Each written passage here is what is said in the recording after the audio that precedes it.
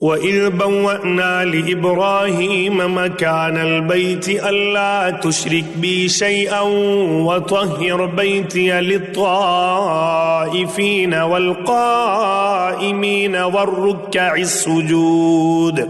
اور جب کہ ہم نے ابراہیم علیہ السلام کو کعبے کے مکان کی جگہ مقرر کر دی اس شرط پر کہ میرے ساتھ کسی کو شریک نہ کرنا، اور میرے گھر کو طواف، قیام رکوع، سجدہ کرنے والوں کے لیے پاک صاف رکھنا۔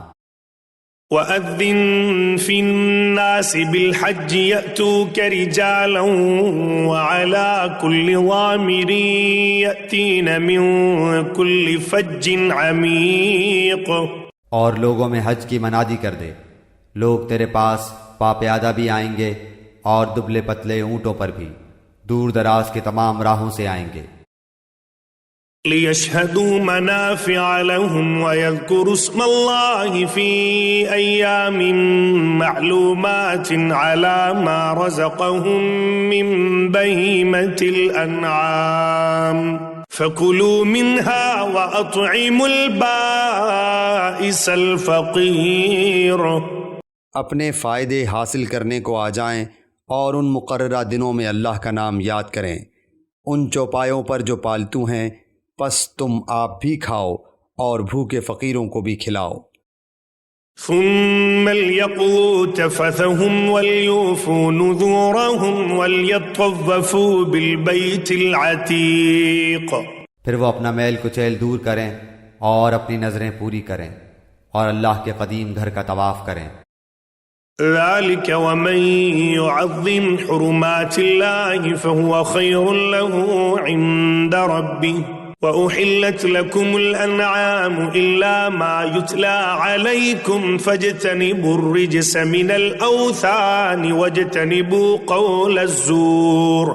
یہ ہے، اور جو کوئی اللہ کی حرمتوں کی تعظیم کرے اس کے اپنے لیے اس کے رب کے پاس بہتری ہے، اور تمہارے لیے چوپائے جانور حلال کر دیے گئے بجز ان کے جو تمہارے سامنے بیان کیے گئے ہیں، پس تمہیں بتوں کی گندگی سے بچتے رہنا چاہیے اور جھوٹی بات سے بھی پرہیز کرنا چاہیے۔ حنفاء للہ غیر مشرکین به ومن یشرک باللہ فکأنما خر من السماء فتخطفه الطير أو تهوي به الريح في مكان سحيق۔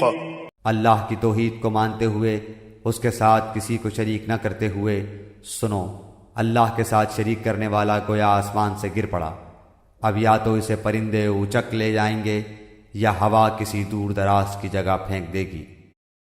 ذلك ومن يعظم شعائر الله فإنها من تقوى القلوب۔ یہ سن لیا، اب اور سنو، اللہ کی نشانیوں کی جو عزت و حرمت کرے اس کے دل کی پرہیزگاری کی وجہ سے یہ ہے۔ لَكُمْ فِيهَا مَنَافِعُ إِلَىٰ أَجَلٍ مُّسَمًّى ثُمَّ مَحِلُّهَا إِلَى الْبَيْتِ الْعَتِيقِ۔